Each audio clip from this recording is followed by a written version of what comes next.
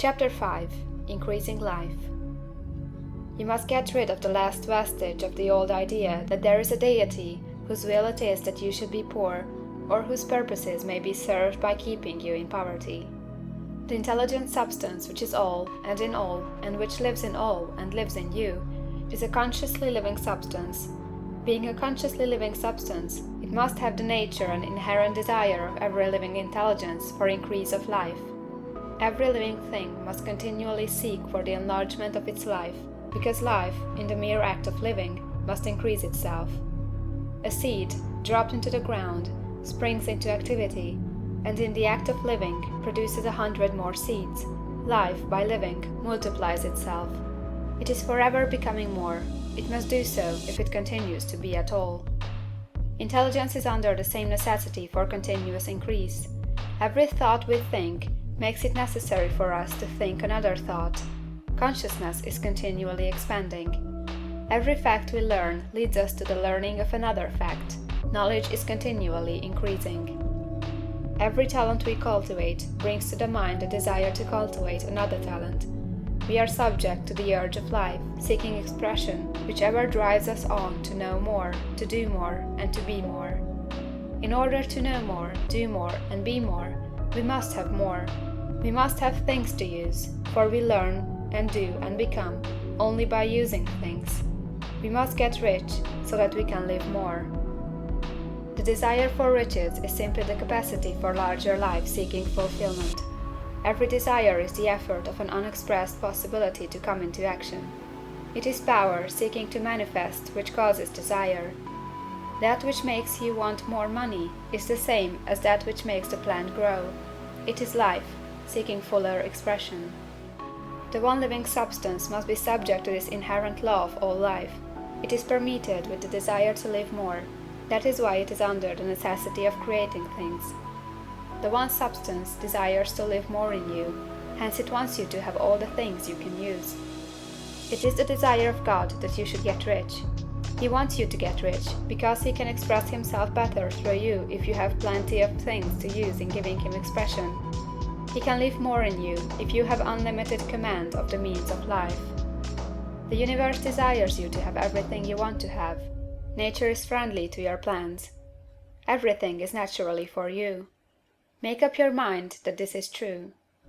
It is essential, however, that your purpose should harmonize with the purpose that is in all.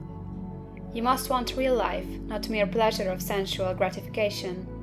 Life is the performance of function, and the individual really lives only when he performs every function, physical, mental, and spiritual, of which he is capable, without excess in any.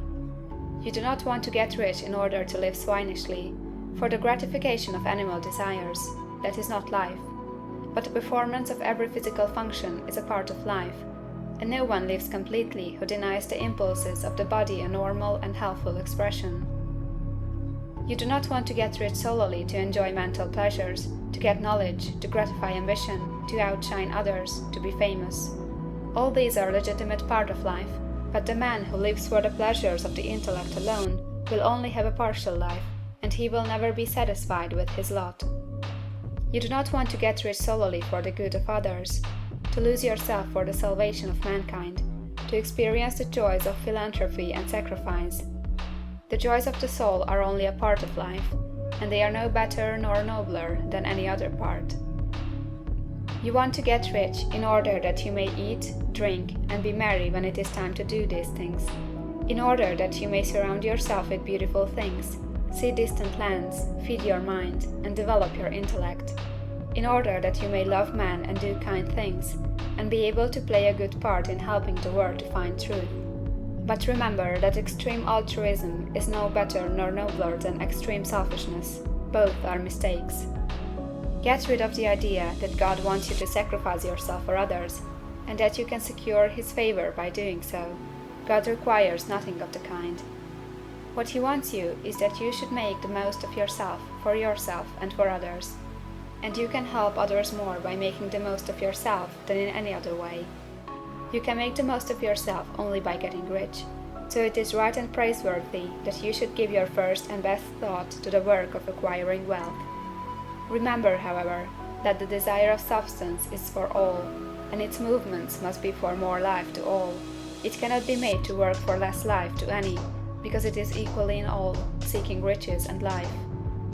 Intelligent substance will make things for you, but it will not take things away from someone else and give them to you. You must get rid of the thought of competition. You are to create, not to compete for what is already created. You do not have to take anything from anyone. You do not have to drive sharp bargains. You do not have to cheat or to take advantage. You do not need to let any man work for you for less than he earns. You do not have to covet the property of others, or to look at it with wistful eyes. No man has anything of which you cannot have the like, and that without taking what he has away from him. You are to become a creator, not a competitor. You are going to get what you want, but in such a way that when you get it, every other man will have more than he has now.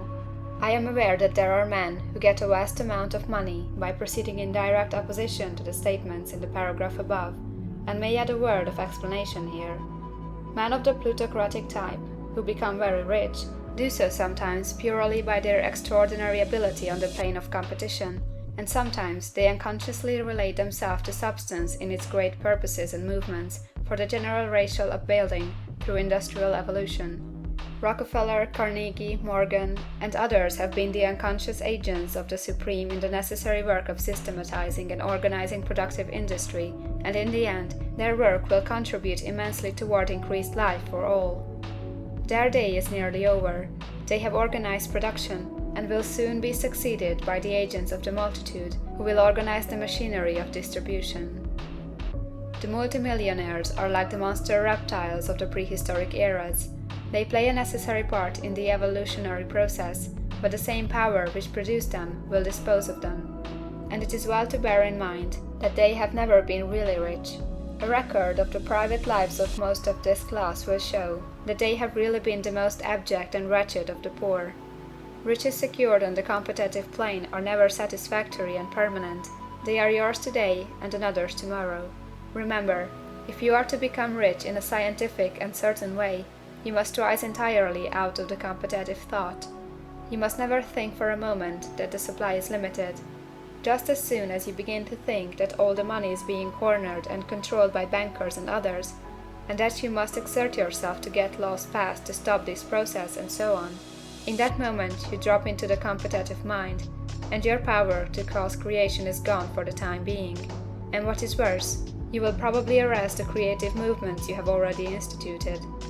Know that there are countless millions of dollars worth of gold in the mountains of the earth, not yet brought to light, and know that if there were not, more would be created from thinking substance to supply your needs. Know that the money you need will come, even if it is necessary for 1,000 men to be led to the discovery of new gold mines tomorrow. Never look at the visible supply, look always at the limitless riches in formless substance, and know that they are coming to you as fast as you can receive and use them. Nobody, by cornering the visible supply, can prevent you from getting what is yours.